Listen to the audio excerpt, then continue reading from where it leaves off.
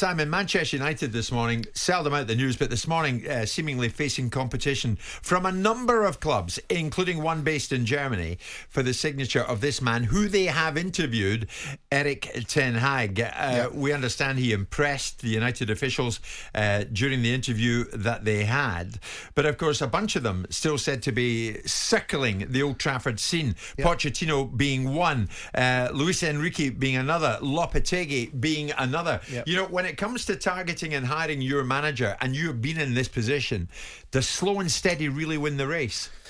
Well, yes and no. There's no one size fits all, is there? I mean, there's an unfortunately a sort of supply and demand issue that there aren't that many elite managers around. Sure. So that ultimately, when you do have one that comes up, there will be a bunch of clubs that might want this manager, and only a few that really can operate at a level that will entrance the manager, because we are in a situation where it's almost, you know, I keep using the analogy, but it's almost the cart in front of the, the horse.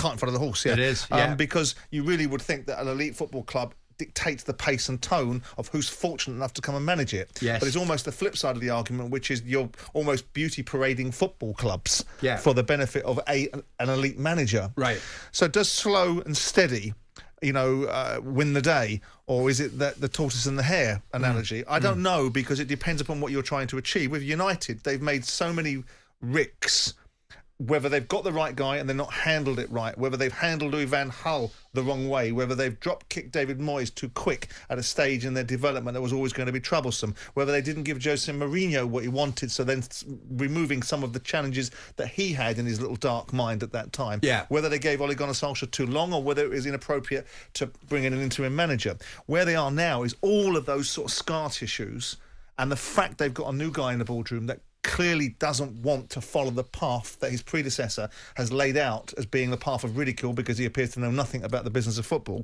besides the shirt sponsorships and the endorsability of the football club. They're going to think very carefully, because if they're going to recover any ground, this next appointment, if they get this wrong, this next appointment sends them even further into the wilderness of achievement, rather than just being Man United in the mind's eye, rather than Man United the here and now.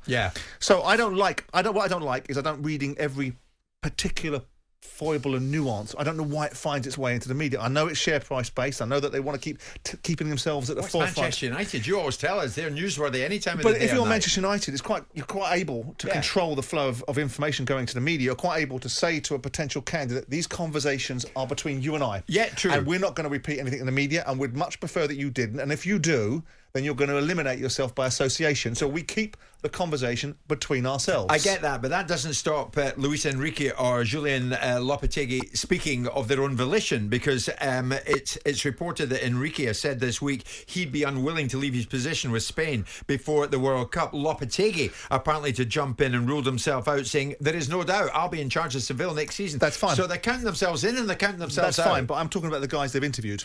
I'm talking about the guys they've actually spoken to, not the guys that we are ruminating that they might want to speak to. If they've spoken to Erik ten Hag, then the conversation between them and Ten Hag should be the conversation between them. Now, the reason why it finds itself into the public domain is for its own lifespan, and it might simply be because it's such a share-influencing decision that it gives the share... the people that are running their business a feel in the markets, and Man United are going to start progressing, they're going to make a big appointment, and the share price spikes. So I understand that. Right. But, I mean, slowly, look... Whichever way works to get you the right manager is whatever way works. If you know who you want, now that's a good point. Here's the question: Simon. Do you work quickly? If you work quickly, you walk in the door, you say, "I've made my mind up. Whether other people like it or not, it's Pochettino. Don't care what the compensation clause is. Don't care what the ramifications of it are. PSG is 25 million quid. We're taking your manager. End of the discussion. We're a big club. You're a manufactured one." Exactly. I mean, a certain candidate like Ten Hag brings other additions with him, you would think. I mean, we're now hearing that it's likely he'd bring with him Jaap Stam, and Stam has already said, look, if I'm asked, you bet I'll do it straight away. So all of a sudden there are little additions from one or two of the candidates. You think, it points towards him, or maybe it points towards him. But I agree with you. If they want Pochettino, pay PSG 25 million today and get it done. You know, if you're going to pay for some of these Herbert players to come in the door, maybe sometime during their period of their time they'll turn up for a period of time, then why wouldn't you buy a manager? These are the questions you have to ask of yourself. If we are attributing the lack of success for Manchester United to a combination of things, ineffective boardroom, lack of solidity in the dugout, okay, that's the middle component. Then attach real value to it. And if that means that you've alighted upon Pochettino, I dispute whether he's going to be the solution, but they have to own their own outcome. Sure. If he's him, then what are you waiting for? Okay. Now, I'm very keen to get your view on Gary Neville's 5-point action plan that he's come up with, that the Glazers, he says, should enact if they are not going to sell Manchester United. Now, I'm throwing this at you, but he has a 5-point action plan, Gary, this is it. So if I just put each of the 5 points to you. He's very good at telling other people how they should spend their money, Gary. Maybe we should do some of that similar at Salford himself. You can tell me whether or not each of the 5 points is worth paying attention to. Number 1, stop taking the dividends out of the club if they want to reset the culture. It's an argument, but they took 8 million last year. And with the greatest respect in the world, what's that going to do? What does that affect anybody with? 8 million quid, it's neither here nor there. That's a little bit of populist virtue signalling. But you could do it as an exercise, but what difference does it really make? Is it stopping them from buying an £8 million player then? Is it a poor message, Well, it's a business. Right. And football needs to understand that, in part, football clubs are businesses. Okay. 5-point plan. Number 2, pay off the debt. It's an argument. By selling 500 million in shares, selling 40 million shares to the fans, so they own 25% of the football club. To the fans? Yeah, I'm not sure, A, that they've got that kind of money around them, the fans have got that kind of money. If they have, it's an argument, and it's a decent argument. Pay off the debt. Okay, is the debt stopping them? Again, I make the argument, yes, of course, people could say, well, you could spend another 20, 30, 40 million pounds on players. Then you're going to start getting into the territory where Manchester United are going to be buying players and they're going to start to get into financial fair play jeopardy with all the depreciation on what they're spending. So it's an argument. There's nothing wrong with that argument. Pay off the debt. The debt is a thing that offends the United fans. It doesn't actually stop United doing that much, but it offends them. So you can reset the culture by paying off the debt. They're not going to, but it's a decent argument. Decent argument, it's not going to happen. Number 3, rebuild Old Trafford with £1 billion. Why not?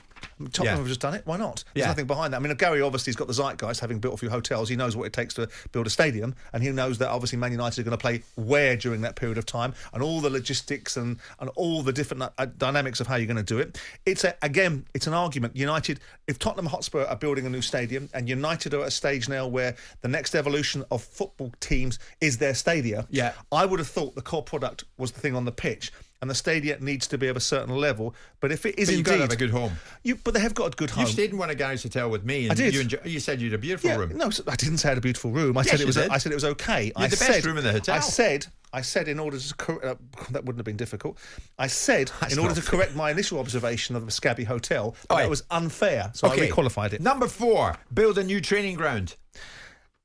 Again, if we're looking at a training ground which is a paddy field that they can't train on, and it's going to make the difference, then again, it's another argument. These are relatively easy arguments. They're not 5-point plans. If you need a new training ground, and the training ground is what's stopping this winning mentality, the same training ground that's produced successful teams. If the advancement, but it needs a refurb. Well, why aren't the Glazers doing it? Okay, but we don't know the reasons why it needs a refurb. Look at City's facilities. Look at Chelsea's facilities. But if we are, we're rebuilding Old Trafford. If we truly genuinely believe, besides virtue signalling for an audience, that there really is so much difference between United and City's training ground or United and Tottenham's. Tottenham's is smart and polished. If there's so much, have you been to Cobham? Have you been to Chelsea's? Yes. Right. Ain't that impressive, is it? Yeah. So, but they won the Champions League last year. So some of these things give people excuses as to the reasons why they're not being successful. And if it's a small matter of a £20 million refit on the training ground, then take it away. And if the team's still crap, what's your argument then? Okay, number 5. They need to put between 100 and 150 million pounds a year into a proper sporting project. Why? The sporting project is Manchester United. All of this nonsense. Well, then Gary says, then you can say that the Glazer family have reset the culture from top to bottom. But what culture? The culture of winning is the culture they've got to reset. The fact that you've had Middle Eastern organisations that are coming in buying football clubs because they want to sports watch horrible regimes, and then doing it by getting the hearts and minds of the fan base by investing in the community. That's what he's looking at. I understood that, but understand the reasons why they're doing that, and then look at the reality of what Manchester United is supposed to represent, which is aspirational imagery. Does it reach into the culture of Manchester? It did once upon a time because it was a winning football team that took everybody with them. Now, what Gary's doing is virtue signalling his way into perhaps being the mayor of Manchester, but I just think he's trying to score points. But it's not a bad thing, though, at this particular moment in time, that a former player of the prominence of Gary Neville comes out with a 5-point action plan. It's not a bad thing. The idea that the idea has that relevance. The idea they're taking dividends, right? Okay, I know it offends people, and I'm not in the camp for them taking dividends or not. I think in a grown-up world of businesses, and people don't like it, but Manchester United are a business. Yeah. Football clubs are now businesses. Yeah. They're not philanthropic charities. They're businesses. Whether it's the business of legitimising regimes, or it's the business of sports washing, or whatever the business is, or the business, if it's an American ownership, of having an effective financial sports franchise, you have to look at how that's held together in the real world. Now, talking about taking £8 million dividends is just having a cheap shot at the Glazers. If £8 million worth of dividends is going to stop Manchester United from winning the Premier League, then by all means stop their £8 million worth of dividends. But what you're really doing is highlighting a point to be able to give yourself some popularity amongst those that loathe them. You exhausted? I do feel a little bit like I need a breath. Yeah. You can have a breath. Just coming on for 10:20.